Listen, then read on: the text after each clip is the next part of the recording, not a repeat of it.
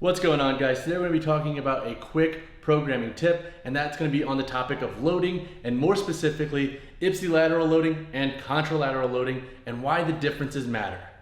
So in this video, we're going to discuss two different exercises with this style of loading patterns, and that is the lunge and the split squat. Now, when it comes to this loading style, ipsilateral means holding a single dumbbell or kettlebell on the same side of the leg that you're performing the exercises on.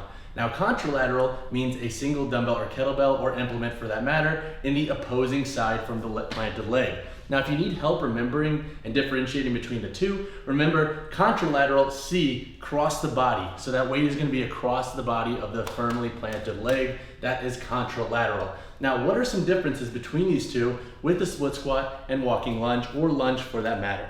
So when it comes to the differences between the two, an interesting study, if we want to look to the research for the differences, comes from a study published in 2015, and basically authors compared the walking lunge and the split squat with ipsilateral and contralateral loading, and they looked at 4 different muscle groups. These muscle groups were the vastus lateralis, so the outer thigh, the vastus medialis, the inner thigh, the glute medius, and the biceps femoris. Now, what did they find and what did they suggest?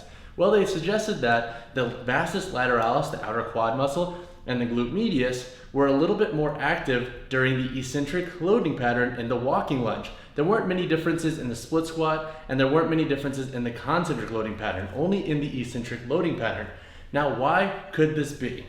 So when it comes to dissecting that information, if we look at the application and the function of those muscles, it somewhat makes sense as to why the glute medius and the vastus lateralis were a little bit more active in the eccentric loading, or in the lowering pattern, in the walking lunge. If we look at these muscles functions, so the vastus lateralis is on the outer portion of the leg, that is a knee extensor. Then the glute medius, anterior fibers medially rotate the thigh, and the posterior fibers externally rotate the thigh. So what's happening in that eccentric loading pattern? So as we step, and that's a little bit more of a dynamic movement, the body has to stabilize a little bit more, especially when there's a contralateral cross body load. So that means you're going to have the leg and the glutes fight to keep that body and pelvis stabilized. So that could be why they had higher activation in that loading pattern. And that's awesome food for thought, because if we're trying to target these muscles specifically, we can then use contralateral loading to do so in the walking lunge.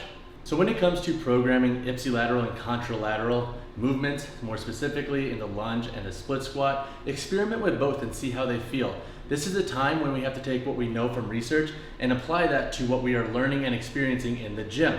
Both ipsilateral and contralateral loading are fantastic, in my opinion, for working more of an anti-rotation and stabilizer standpoint on these exercises. As opposed to bilaterally loading, you do have to fight a little bit more to stabilize the pelvis and torso when there's a single-sided weight. Plus, if there are any kind of discrepancies in your movement patterns, it's going to be pretty easy to identify if there's one side that has a slightly higher discrepancy than the other when you are only unilaterally loading one side while performing a unilateral movement.